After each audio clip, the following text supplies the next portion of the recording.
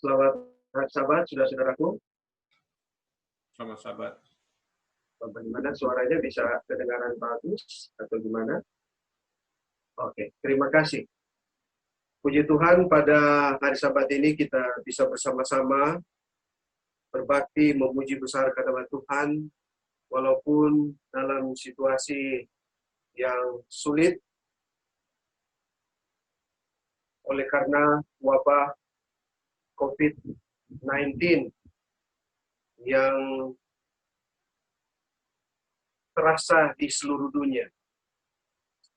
Saya bersyukur saya melihat informasi kemarin untuk Indonesia,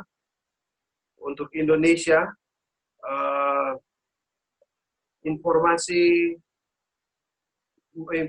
mengenai penyakit COVID yang terinfeksi sudah 5.000 sekian, dan yang saya syukuri adalah lebih banyak yang sembuh daripada yang meninggal. Informasi yang saya lihat ya, kemarin. Saya tidak tahu hari ini.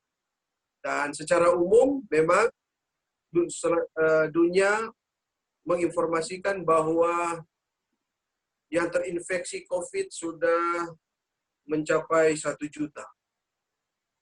Kalau penduduk Provinsi Sulawesi Utara ada 1,8 juta, itu berarti lebih dari setengah terinfeksi kalau dibandingkan dengan Provinsi Sulawesi Utara. Tapi bersyukur lagi karena informasi adalah lebih banyak yang sembuh daripada yang meninggal dunia. Ini adalah satu hal yang sangat patut disyukuri. Mudah-mudahan negara kita Indonesia dengan pertolongan Tuhan bisa mengatasi akan permasalahan yang ada. Kami di Filipina ini masih berlanjut lockdown-nya sampai tanggal 30 April ini. Dan mudah-mudahan akan segera dibuka, walaupun sepertinya agak lebih lama mereka akan tutup lagi. Karena masalah ini masih bertambah, belum berkurang di Filipina. Masih bertambah, belum berkurang. Tapi kita doa, dan gereja kita sementara mendoakan akan peristiwa pandemi ini. Kalau kita melihat sejarah, ada kurang lebih 6 kali pandemi yang besar menghantam akan dunia ini yang dicatat. Yang tidak dicatat banyak. Karena yang dicatat itu banyak kali yang terjadi di sesudah Masehi. Yang pertama yang terjadi di Konstantinopel, ya, salah satu ibu kota dari kerajaan Roma di abad yang keempat, kena dengan pandemi. Banyak yang meninggal. Ratusan ribu ya.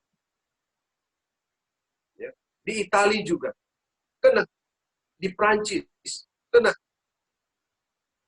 Jadi kalau soal pandemi ini memang sudah merupakan bagian dari kehidupan umat manusia. Oleh sebab itu, sebagai umat Tuhan, apa yang harus kita lakukan? Saya berterima kasih kepada jemaat yang telah mengizinkan saya untuk membagikan firman Tuhan pada siang hari Sabat. Saya ingin menyapa saudara-saudara kita yang ada dalam online ini. Saya dapat informasi dari host yang ada, ternyata ada yang dari Colorado yang bergabung, ada yang dari Thailand, ada yang dari Manado, dan juga dari Bojonegoro, saya dengar, dan juga dari pada umumnya di Jakarta. Semoga kita dipersatukan hanya untuk kemuliaan nama Tuhan. Mari kita tunduk kepala dan kita satu. Nyala Tuhan kami rindu membukakan lembaran firman. Kiranya Engkau menolong kami dengan kuasa. Ampunilah dosa kami. Kami bisa mengerti akan firman ini, akan berikan kekuatan menghadapi masa depan kami sampai kedatangan Tuhan. Adalah doa kami di dalam nama Yesus. Amin.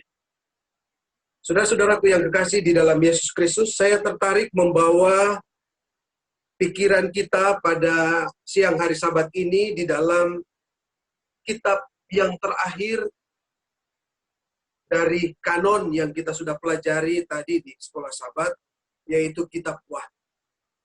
Kitab Wahyu pasal yang kedua. Tapi sebelum kita masuk di Kitab Wahyu pasal yang kedua, ayatnya yang ke-12 sampai ayatnya yang ke-13, mari kita lihat Kitab Wahyu itu sendiri. Sebagai orang Kristen kita tahu bahwa ini dituliskan oleh Rasul Yohanes. Rasul yang terakhir yang pernah ada di dunia ini, dan dia tuliskan ini di Pulau Patmos. Itu yang diterima oleh para ahli dan gereja. Sebelum Yohanes ini dibuang di Pulau Patmos, ternyata dia merasakan akan penganiayaan yang hebat karena mempertahankan tetap percaya kepada Tuhan. Tradisi gereja, sejarah gereja mencatat bahwa Yohanes pernah digoreng. Wah, ini menarik. Kalau orang Manado, kalau lihat pisang goreng, biasa. Tapi kalau orang digoreng, pernahkah saudara melihat? Mudah-mudahan kita tidak melihat akan hal itu. Tapi Yohanes, seorang rasul yang terkasih, pernah digoreng karena mempertahankan akan kebenaran. Saudara saya belum pernah digoreng. Kemungkinan kecipratan minyak panas banyak, ya. Terlebih ibu-ibu yang suka sekali masak. Saudara-saudara, Yohanes digoreng, tidak masak-masak, akhirnya diangkat dari kuali yang sangat besar, dan dibuanglah beberapa waktu kemudian dibuang ke Pulau Patmos. Ternyata di Pulau Patmos ini, Yohanes memiliki satu hal yang sangat indah dalam kehidupannya, karena di tempat inilah dibukalah sejarahnya ini, bahkan apa yang akan terjadi di dunia ini. Yang dia tuliskan di dalam Kitab Wahyu, pasal yang pertama sampai pasal yang ke-22. Ayat tema kita di dalam Wahyu 1 ayatnya yang ketiga. Mari kita lihat ayat tema kita. Wahyu 1 ayatnya yang ketiga. Berbahagialah ia yang membacakan dan mereka yang mendengarkan kata-kata nubuat ini dan yang menuruti apa yang ada tertulis di dalamnya, sebab waktunya sudah dekat. Saudara-saudara, menarik sekali ayat ini. Mendahului apa yang dituliskan oleh Yohanes. Dia katakan, berbahagialah mereka. Wah, baru mulai menuliskan, dia sudah katakan, berbahagia. Siapa yang berbahagia? Orang yang katanya apa? Orang yang membacakan dan orang yang mendengar apa yang dibacakan, dan terlebih dikatakan adalah orang yang menuruti apa yang tertulis di dalamnya atau firman itu. Saya sedang dengan pelajaran sekolah sahabat untuk kuartal ini yang membahas akan Alkitab. Sebelum kita lanjut lagi, Alkitab digoncang oleh kuasa kegelapan. Mau dihancurkan oleh kuasa kegelapan. Sejarah mencatat Voltaire di Prancis pernah berusaha membakar akan Alkitab itu. Tetapi ternyata firman Tuhan itu tidak bisa musnah. Kenapa? Yesus sendiri mengangkat firman Tuhan. Bahkan Yesus sendiri dalam Yohanes pasal yang pertama adalah firman yang telah menjadi manusia. Para rasul mengangkat tinggi akan firman. Rela mati untuk firman itu. Sekarang, Yohanes mengingatkan kita, katanya, untuk kita berbahagia. Mari kita baca, mari kita dengar, dan hidupkan itu, praktekkan itu. Karena di bagian akhir dari ayat ini katakan, karena waktunya sudah dekat. Kalau dalam bahasa Inggris dia tuliskan, the time is at hand. Sangat dekat. Sekarang mungkin saudara berpikir, bagaimana mungkin Yohanes ya Seorang rasul, dia mengatakan waktunya sudah dekat. Bukankah dia menuliskan Alkitab ini 2000 tahun yang lalu? 2000 tahun yang lalu Yohanes tuliskan ini. Kenapa dia simpulkan di ayat yang ketiga, waktunya sudah dekat. Ini menarik. Mari kita lihat Yohanes itu sendiri. Waktu dia mendapatkan penglihatan di Pulau Patmos, saudaraku yang kekasih, dia melihat pemandangan bukan hanya keadaan di zamannya. Di dalam buku Wahyu pasal yang ke-12, kita akan temukan di sana, ternyata penglihatan yang dia lihat, dia juga melihat peristiwa yang terjadi di surga ketika Lucifer memberontak dan akhirnya dia disebut atau dijadikan iblis atau setan. Jadi pemandangan yang dilihat oleh Yohanes itu sangat luas. Ya. Kemudian dia lihat bagaimana manusia jatuh di dalam dosa. Dia singgung lagi apa yang sudah dituliskan oleh Daniel di dalam kitab Daniel. Wahyu pasal 13 yang dia gambarkan dengan binatang yang keluar dari dalam laut. Yang akan muncul kembali. Kemudian dia melihat bagaimana Yesus akan datang kali yang kedua. Bahkan kedatangan Yesus kali yang ketiga. Itu sebabnya dia simpulkan waktunya sangat dekat. Sangat dekat. Bagi orang yang sibuk, waktu itu sangat cepat. Yang jadi masalah, kita yang belum terbiasa tinggal di rumah untuk berhari-hari lama itu.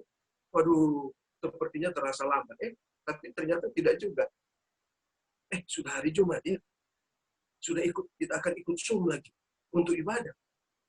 Coba lihat. Waktu itu tidak terasa.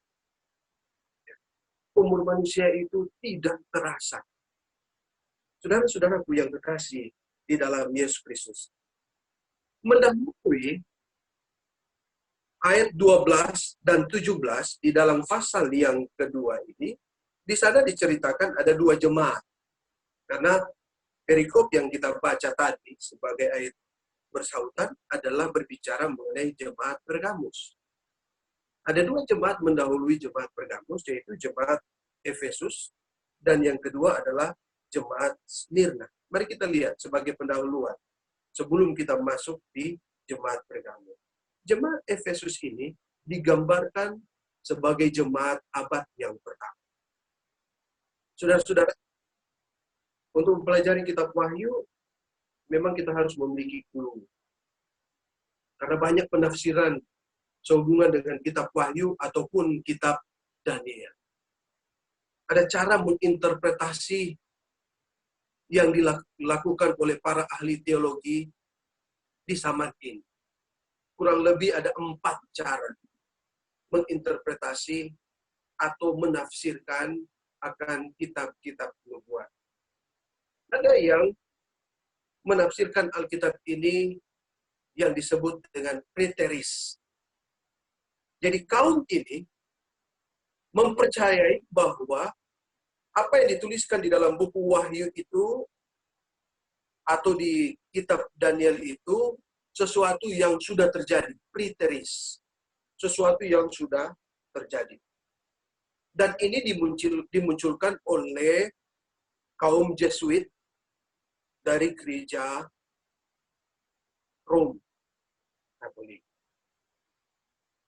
Untuk menghadapi kaum yang menafsirkan yang dikenal dengan historis atau historis. Jadi peristiwa nubuatan itu terjadi sesuai dengan sejarah. Berkelanjutan terus sampai kedatangan Yesus yang kedua sampai yang ketiga. Tapi preteris katakan betul, semua itu sudah terjadi. Sudah terjadi. Jadi semua bukan di masa mendatang. Ada kaum yang kedua adalah berkata, oh itu future, masa depan, futurist. Oh itu nubuatan-nubuatan itu nanti di masa mendatang, menjelang Yesus. Dan yang ketiga adalah idealis. Jadi menganggap, kalau buku Daniel dan Wahyu susah sekali untuk diterangkan, Ya, kita ambil idealisnya. Apa sih arti kerohanian? Tapi sebagai gereja Masih Advent ke-7 menganut paham yang kita kenal dengan historis. Jadi segala sesuatu itu terjadi, ya, nubuatan itu terjadi berurutan dengan sejarah yang ada. Kalau sudah belum terjadi, itu dikenal dengan nubuatan. Kalau sudah terjadi, itu sejarah. Jadi historis. Supaya kita melihat ini dalam satu perspektif. Nah, jemaat Efesus, kaum historis, katakan itu adalah lambang, selain adalah jemaat Efesus itu sendiri yang ada di Asia Kecil, yang sekarang adalah negara Turki, ya, itu juga adalah simbol dari agama Kristen di abad yang pertama. Yang terkenal dengan kasih. Kalau kita baca buku Kisah, Anda temukan kan, buku Kisah pasal 2, 3, 4, kita akan temukan di sana bagaimana umat-umat Tuhan di abad pertama ini sangat mengasihi orang lain. Bahkan mereka menjual harta mereka dan berikan kepada gereja, kemudian dibagikan kepada orang-orang yang membutuhkan. Jemaat yang pertama. Jemaat Smyrna, ya, surat kepada jemaat Smyrna adalah juga untuk kepada jemaat Smyrna itu sendiri, yang pada saat itu sementara mengalami penganiayaan. Dan juga ini adalah lambang dari jemaat Kristen, ya, di abad kedua dan di awal abad yang keempat. Jadi jemaat Smyrna ini adalah jemaat yang melambangkan jemaat dari abad yang kedua dan awal abad yang keempat, karena jemaat Smyrna ini berakhir di tahun 313 Masehi, ya. Kalau kita lihat di pasal yang kedua, sehubungan dengan jemaat Smyrna, kita akan temukan di sana, di ayatnya yang ke-10, kita akan temukan di sana ada yang dikenal dengan mereka akan mengalami kesusahan selama 10 hari. Atau dalam tahun nubuatan 10 tahun. Dan ternyata sejarah gereja mencatat ada satu kesusahan dan penganiayaan yang hebat yang dialami oleh gereja Kristen di awal abad yang keempat adalah di tahun 303, ya, di tahun 303 sampai pada tahun 313. Apa sih yang terjadi pada saat itu? Saudara-saudaraku yang kekasih, di saat itu orang-orang Kristen dianiaya, sangat dianiaya. Banyak sekali yang mati terbunuh oleh karena penganiayaan di jemaat Smyrna. Dari tahun 303 sampai tahun 313. Dan bukti penganiayaan itu sangat hebat, ya. Bukti penganiayaan itu sangat hebat ketika diadakan satu konsili, ya. Satu konsili. Waktu muncul ini para bishop atau pemimpin gereja, ada yang datang, katanya, ini menurut sejarah gereja, ada yang datang tanpa mata, ada yang datang tanpa tangan, ada yang datang dipotong kakinya, ya. Dan mereka hadir dalam konsili yang telah mengumpulkan umat-umat Tuhan sesudah penganiayaan yang besar. Saudara-saudaraku yang kekasih di dalam Yesus Kristus. Ini penganiayaan ini akhirnya berakhir. Sejarah gereja, bahkan sejarah dunia mencatat, benar, berakhir. Di tahun 313, muncul penguasa baru di Roma, yaitu namanya Kaisar Konstantin. Kaisar Konstantin yang mulai berkuasa bersama dengan temannya menghentikan penganiayaan kepada orang Kristen. Oh, hebat sekali. Ya, pasti 10 tahun, nanti benar. Dan yang menghentikan adalah Konstantin. Hebat sekali ini Konstantin, saudara-saudara. Dia hentikan di tahun 313, bahkan dia memberikan kebebasan kepada pemimpin-pemimpin agama, bahkan dari pajak mereka dibebaskan. Maka muncullah era yang baru, yaitu gereja yang ketiga yang dikenal dengan gereja Pergamus, ya, Pergamus. Konsili yang saya sebutkan tadi yaitu Konsili Nisea pada tahun 325. Saudara boleh baca di buku sejarah gereja, kita akan temukan di sana di Konsili Nisea tahun 325. Di sana orang-orang teraniaya berkumpul, ya, membuktikan bahwa mereka setia kepada Tuhan apapun yang terjadi di dalam hidup mereka. Saudara-saudaraku yang kasih dalam Yesus Kristus. Sekarang mari kita masuk di jemaat Pergamus itu sendiri. Ayatnya yang ke-12 berkata, dan tuliskanlah kepada malaikat jemaat di Pergamus. Inilah firman Dia. Hebat sekali. Tuliskan kepada jemaat yang di Pergamus. Inilah firman Dia yang memakai pedang yang tajam dan bermata dua. Makanya, saudara, pada sabat ini, saya jadikan sebagai judul khotbah pada siang hari sabat ini, yaitu pedang bermata dua. Walaupun sebenarnya ayat ini katakan memakai pedang yang tajam, ada penekanan di sana. Pedang yang tajam bermata dua. Pedang yang tajam bermata dua. Berbicara pedang, ya, di dalam Alkitab, bermata dua ini lebih fokus kepada firman Tuhan. Atau siapa firman Tuhan itu adalah Yesus itu sendiri.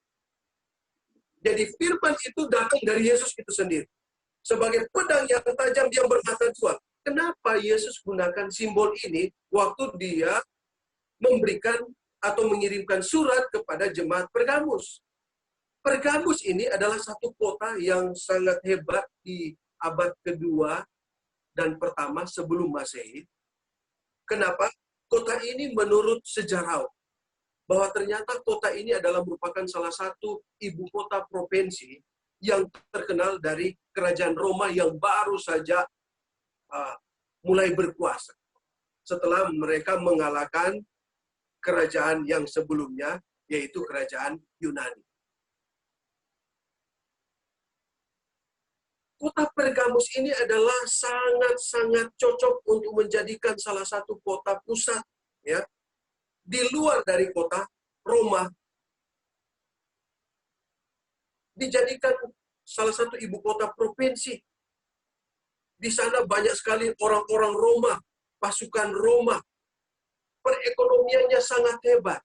Tapi di balik perekonomian yang sangat hebat, kota Pergamus ini terkenal dengan kuil-kuil penyembahan berhala. Kuil-kuil dewa baik dari dewa Yunani maupun dewa Roma. Bahkan mereka mendirikan akan kuil Zeus di sana. Dewa Zeus. Kepala dari dewa-dewa. Apalagi yang ada di sana? Oh, menarik. Di sana ada juga yang dikenal dengan dewa kesehatan. Pemberi kesehatan. Ya. Yang dalam bahasa Grikanya yaitu Asklepios atau Asklepios atau Asklepis yang biasanya kita dengar, yang lambangnya yaitu ular. Ya, sudah lihat kalau di rumah sakit atau di apotek ada ular di sana. Itu Asklepis. Dewa kesembuhan. Walaupun sebenarnya dewa kesembuhan itu tidak bisa menantang akan pandemi yang sampai saat ini, saudara. Tidak ada dewa yang lain yang bisa menghadapi akan hal itu. Hanya Tuhan yang di surga. Mari kita lanjut. Apalagi? Oh, kota Pergamus ini terkenal dengan pendidikan. Di sana ada library, Ada perpustakaan yang sangat terkenal di zamannya. Ada 2 library, ada 2 perpustakaan di dunia yang pernah dicatat oleh sejarah, yaitu perpustakaan yang ada di Pergamus dan perpustakaan yang ada di Mesir, yang di kota Alexandria. Ada kurang lebih 200.000, ya, 200.000 gulungan yang ada di perpustakaan. Menjadi pusat akademi. Hebat sekali. Ya, hebat sekali. Tapi apa yang dikatakan oleh firman Tuhan di ayatnya yang ke-13? Aku tahu di mana engkau diam, yaitu di sana di tempat tahta iblis. Oh, ini gawat. Ekonomi hebat. Pendidikan hebat. Cuman masalahnya adalah itu adalah tahta iblis. Kenapa? Ternyata di kota itu pemujaan kepada dewa sangat hebat. Bahkan pemujaan kepada para kaisar sangat hebat. Mereka mempersembahkan persembahan kepada berhala-berhala ini. Dan ternyata ini juga memaksa orang-orang Kristen untuk melakukan hal yang sama. Dan bagi mereka yang tidak mau menuruti perintah dari pemerintah, mereka harus dianiaya. Masih ada penganiayaan di sana. Menarik sekali. Saudaraku yang kekasih, saudara-saudara di Jemaat Tumoto, Cibubur berada di seputaran ibu kota negara. Bahkan saudara-saudara kita yang hadir, ada juga yang berada di Bangkok, Thailand. Ada yang di Colorado, Amerika Serikat. Berada di kota-kota yang hebat.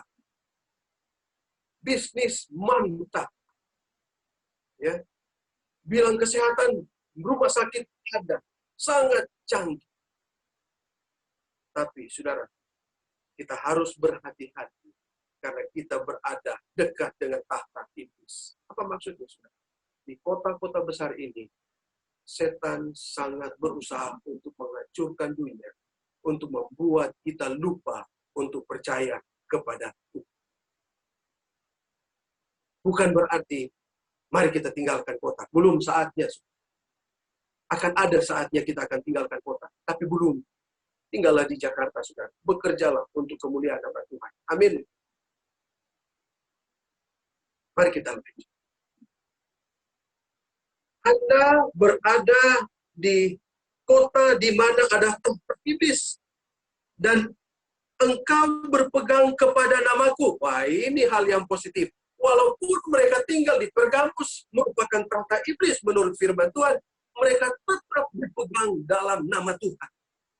Sekarang menjadi pertanyaan, apakah kita masih berpegang kepada Tuhan? Ataukah pekerjaan kita menjauhkan kita daripada Tuhan?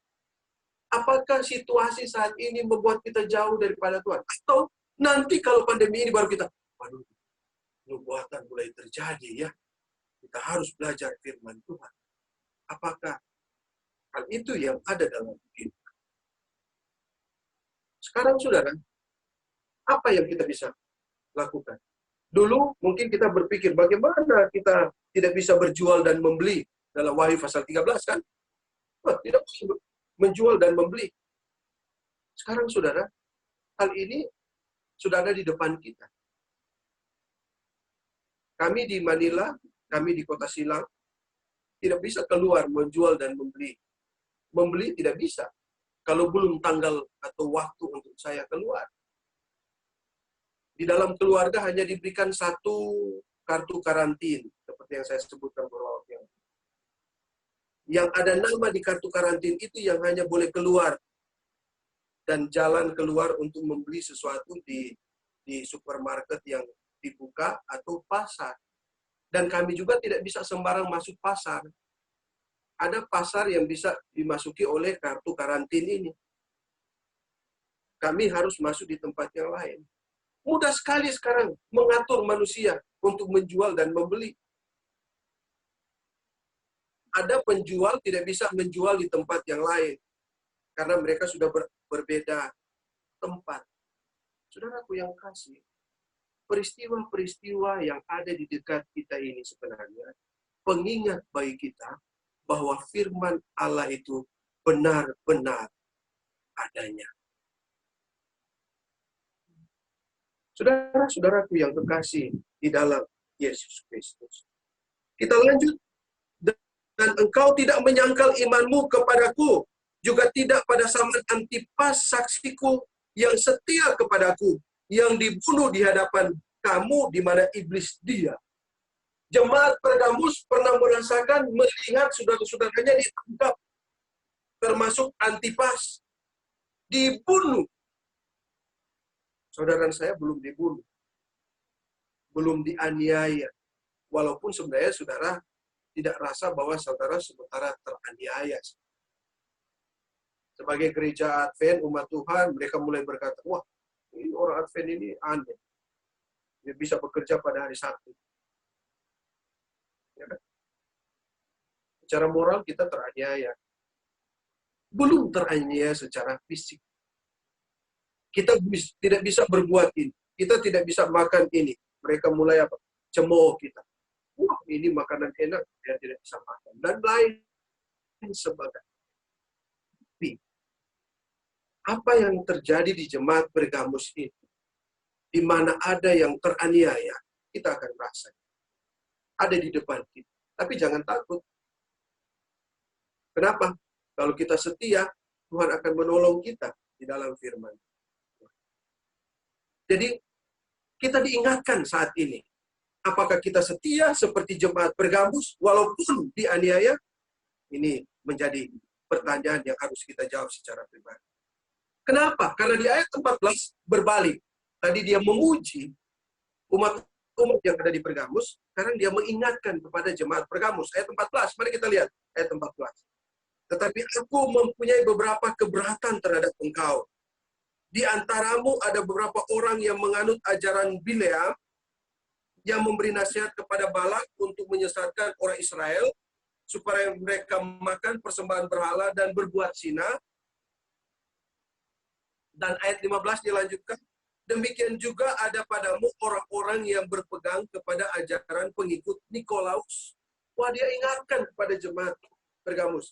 Jemaat Pergamus, betul. Anda setia ketika Anda mendapatkan penganiayaan. Tapi, ya, ada orang-orang, yaitu yang bernama Bilea dan Nikolaus di dalam gerejamu. Saudara, kalau kita lihat ayat ini, ayat 14-15, sangat jelas, itu bukan dari luar. Ada di tengahmu. Ini pengingat sebagai gereja Laodiki, jemaat yang terakhir. Hati-hati, ada orang-orang yang ada di dalam jemaatmu yang tidak mengajarkan akan kebenaran. Tetapi yang membuat saya dan saudara jauh kepada Tuhan, atau tidak melihat lagi kebenaran itu sebagai kebenaran. Dengan kata lain, kompromi. Saudara-saudaraku yang kekasih di dalam Yesus Kristus. Sekarang banyak ajaran yang muncul di dalam gereja. Bukan di luar gereja, saudara masuk. Di dalam gereja, kemudian diajar. Yang lagi tren sekarang adalah tidak mengakui Roh Kudus sebagai Tuhan. Wah, hebat sekali. Ya, tidak mengakui Roh Kudus sebagai Tuhan. Ada lagi yang merajalela di dalam gereja, lunar Sabat. Ya. Itu berarti setan masuk di tengah-tengah umat Tuhan, menghantam hal-hal yang prinsip di dalam gereja. Bahkan Tuhan sendiri dianggap bukan Tuhan. Pelajaran sekolah Sabat di bagian terakhir hari Sabat ini, banyak orang mengaku bijaksana, lebih bijaksana dari firman Tuhan. Bahkan orang-orang ini mengaku lebih bijaksana dari Tuhan. Gawat. Saya secara pribadi, sebagai seorang pendeta, mulai berpikir, wah, bahaya ini. Hati-hati. Bisa-bisa apa yang saya katakan ini bukan firman Tuhan. Ini bahaya. Pendeta Frans, hati-hati. Ya. Sebagai pendeta kita harus berhati-hati. Apakah apa yang kita katakan itu berasal dari firman Tuhan? Atau dalam cara berpikir kita? Akhirnya kita menjadi Bileam modern atau Nikolaus modern. Ajaran sesat masuk di dalam gereja. Sehingga umat-umat Tuhan ini bersinar dengan hal-hal yang tidak sesuai dengan firman Tuhan.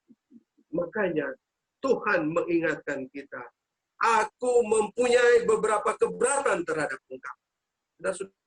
Dan mari kita lihat secara pribadi. Tidak perlu lihat saudara yang lain. Lihat diri sendiri. Tuhan, apakah saya ini menuruti akan firman-Mu? Atau hanya suka dengar-dengar yang lain? Saya mau ingatkan saudara. Setan, waktu dia mau menipu umat Tuhan, dia akan menggunakan orang-orang yang hebat. Dia akan menggunakan orang-orang yang pandai berbicara. Kalau kita bukan pembaca atau pelajar firman Tuhan yang setia, kita mudah untuk ditopatkan kepada ajaran-ajaran yang sesat.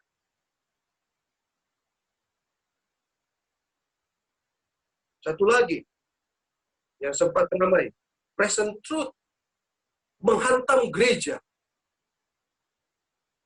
Makanya mudah-mudahan tua-tua jemaat akan membuat rumusan acara-acara untuk membekali umat-umat Tuhan di masa COVID-19 ini. Kebetulan ada sumbang sekali ini. Belajar firman Tuhan, kali kembali firman Tuhan. Apa yang jadi masalah? Pelajaran-pelajaran apa yang bisa membuat kita ini jauh daripada Tuhan? Supaya tidak ada ajaran Bileam dan Nikolaus di dalam gereja. Kalaupun ada orang yang berdosa, wah ini menarik ini firman Tuhan. Kalaupun ada orang yang berdosa, ada yang salah menginterpretasikan Alkitab, ada salah yang bertindak dalam kehidupannya, wah Tuhan masih berikan kesempatan. Di ayatnya yang ke-16. Mari kita lihat ayat 16. Saudara. Sebab itu bertobatlah, jika tidak demikian, aku akan segera datang kepadamu, dan aku akan memerangi mereka dengan pedang yang di mulutku. Pedang yang tajam di mulutku. Aku akan perangi mereka. Firman Tuhan akan digunakan untuk memerangi mereka. Kenapa? Ajaran mereka tidak sesuai dengan firman. Walaupun seperti firman Tuhan. Ingatkan pelajaran sekolah sahabat, ingatkan lagi. Setan gunakan firman Tuhan. Untuk kalahkan dia, gunakan firman Tuhan yang benar. Bukan hanya asal comot sana, comot sini. Ya, gunakan tulisan Ellen G. White, hanya ambil kutipan sana, ambil kutipan sini. Tidak melihat konteks kenapa Ellen G. White menulis, sehingga akhirnya ajaran sesat muncul. Ini diingat. Apa yang dinasihatkan kepada jemaat Pergamus adalah nasihat untuk jemaat Laodikia. Jemaat yang ke-7. Dan saya mau katakan, tidak ada jemaat yang ke-8. Tidak ada jemaat yang ke-8. Hanya ada sampai jemaat yang ke-7. Dan apa itu jemaat yang ke-7? Melarat. Apa lagi, saudara? Hah? Ayo. Ada? Bagaimana ini jemaat ini? Yang pertama dia katakan, aku kaya. Sombong sekali ini jemaat ini. Jemaat Gereja Mahasiswa Indonesia ke-7 adalah kaya. Kaya firman. Benar, saudara-saudara. Tapi, ya, dilanjutkan di dalam ayat selanjutnya, bahwa ternyata kita ini adalah orang-orang yang apa? Melarat, malang, miskin, buta, dan telanjang. Jadi kalau ada ajaran katakan, wah gereja Advent itu sudah jadi Babylon. Saya mau katakan gereja Laodikia tidak pernah jadi Babylon. Kalau kelakuan Babylon ada dalam gereja. Kalau begitu, kenapa? Melarat, malang, miskin, buta, dan apa? Telanjang. Memalukan gereja itu. Orang-orangnya, saudara.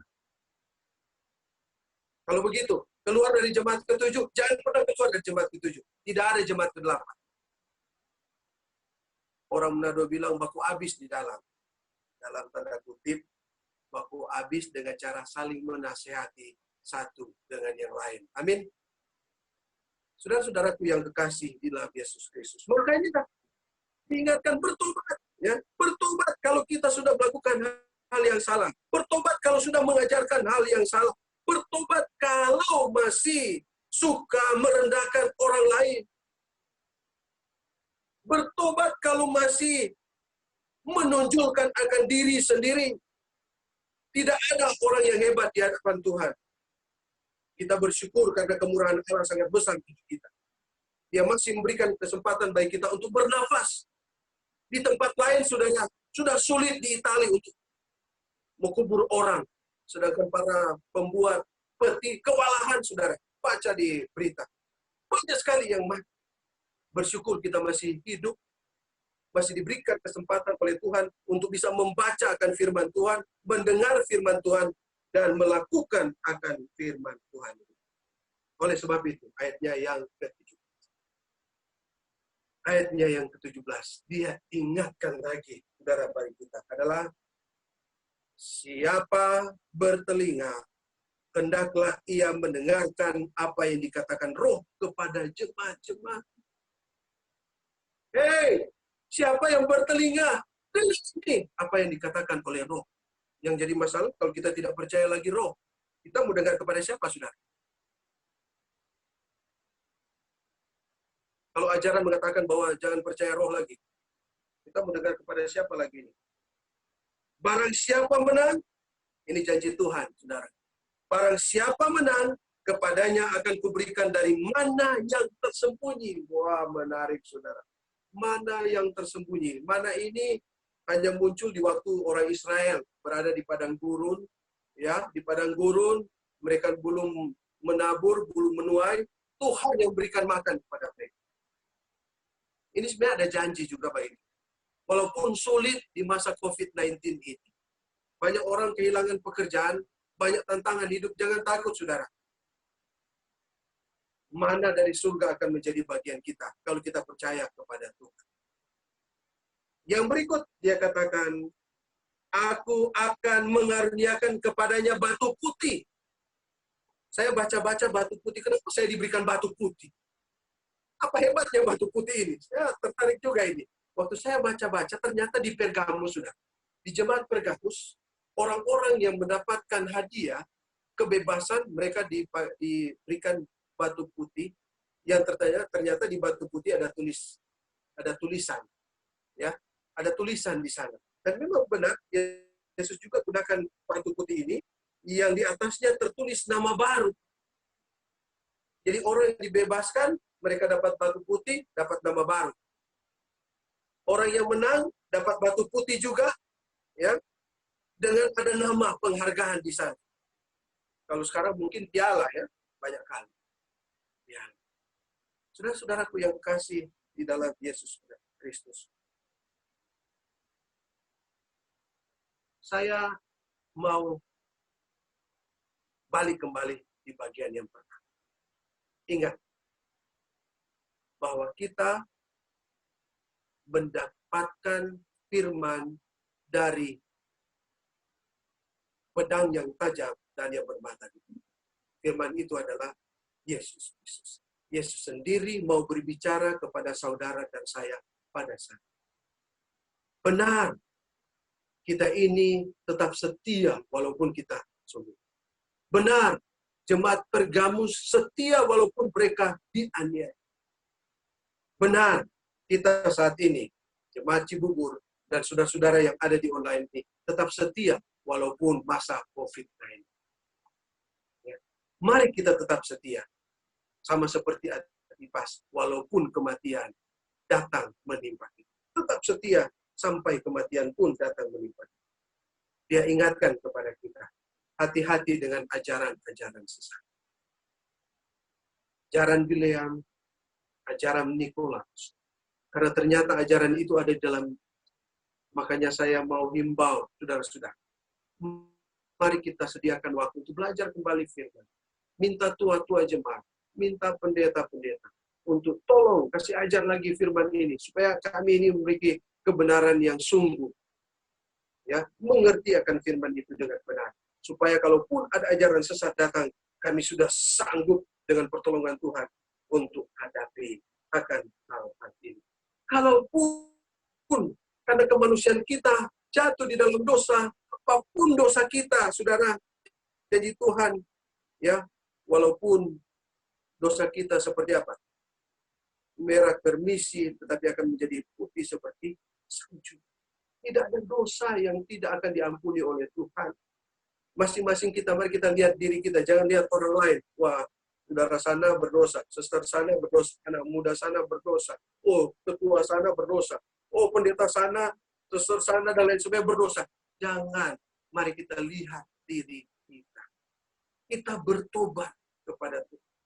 Dan Dia setia dan adil akan mengampuni akan dosa kita. Apa artinya, saudara? Kalau kita menjadi orang-orang kudus, ya, kita menang dalam semua pertempuran iman kita, kita akan merasakan apa yang dikatakan oleh Yesus Kristus sendiri. Dia akan berikan mana yang tersembunyi. Dia akan berikan batu putih yang ada tertulis nama, ya, nama baru untuk kita. Apa artinya, saudara? Ini poin. Kalau kita setia sampai akhir, Yesus datang kali yang kedua, kita semua akan diselamatkan. Adalah pengharapan kita semua dan doa kita semua pada siang hari Sabat. Dalam nama Yesus. Amin.